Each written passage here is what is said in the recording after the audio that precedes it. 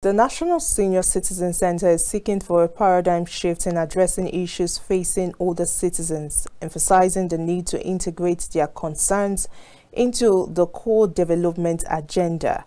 Director General of the National Senior Citizen Center, Omar Karo, emphasized this during a one-day orientation, consultation and capacity enhancement workshop in Abuja, focusing on the domestication of the National Senior Citizen Center Act and the National Action Plan on Aging.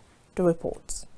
With an estimated 400 million people expected to be over 60 years old by 2050, Senator Abubakar Bagudu, Minister of Budget and Economic Planning, expressed optimism that national legislation will foster a community that respects and supports older citizens.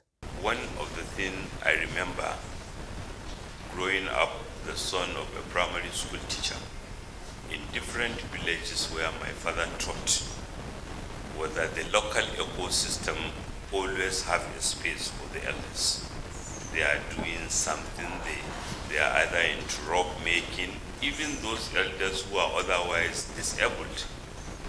And there are very in all the villages where I lived and I grew up, I know that even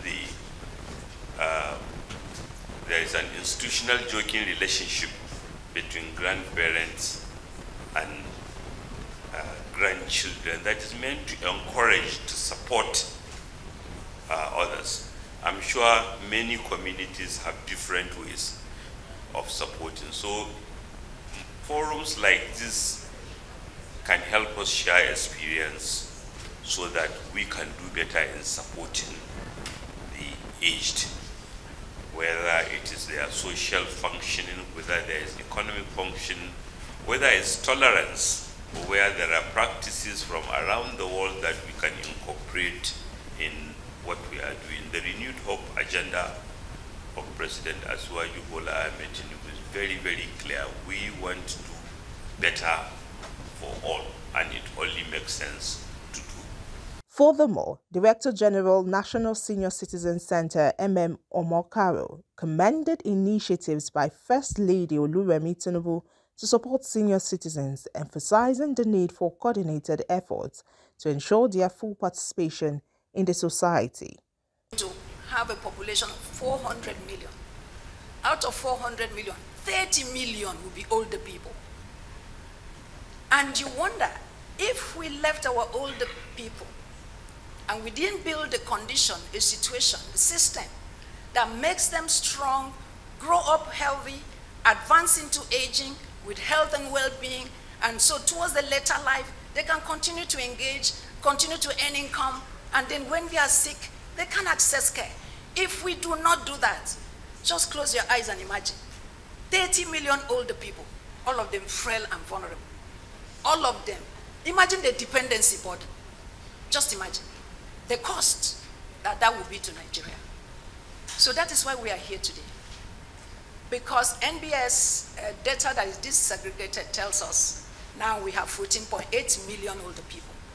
This was data that we gleaned from the National Living Standard Survey.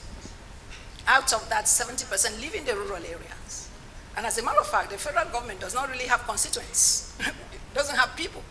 The people, the persons, belong to the state and the local government, isn't it? So we are here to see how we can talk about the programs, sustainable development programs that we have developed. If you see all this, every board has a story of programs we have developed and pilot tested after the needs assessment. Every board has a story. And my joy that the Minister of Budget and Economic Planning is here is that, sir, I dare to say that the National Senior Citizen Center, with these programs developed for older people, in fact, with intergenerational approach, whether it be in our health and social care, training and certifying caregivers, accrediting care agencies to take care of older people no matter how far-fetched they are, developing a system for long-term care quality assurance, getting training providers and training centers accredited, and developing options for other kinds of residential care that others may need. I dare to say, even with our multi-purpose cooperatives, that NSCC will be one of the agencies that will create the most jobs Agnes Anike, representing the Permanent Secretary of the Federal Ministry of Humanitarian Affairs, underscored the importance of creating an enabling environment that promotes security, independence and dignity for older persons, especially in terms of job creation.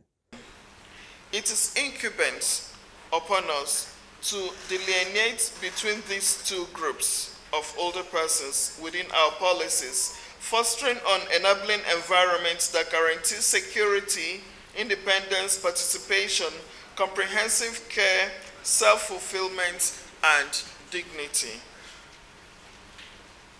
Permit me to inform you that while social protection measures are crucial for older persons' dignified living standards, we must also develop policies conducive to their active participation in job creation.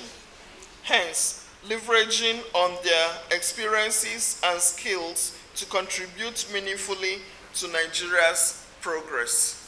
Efforts to combat discrimination and stigma against older citizens include establishing senior citizen centers and improving access to healthcare, sanitation, livelihoods and income, as highlighted during the workshop.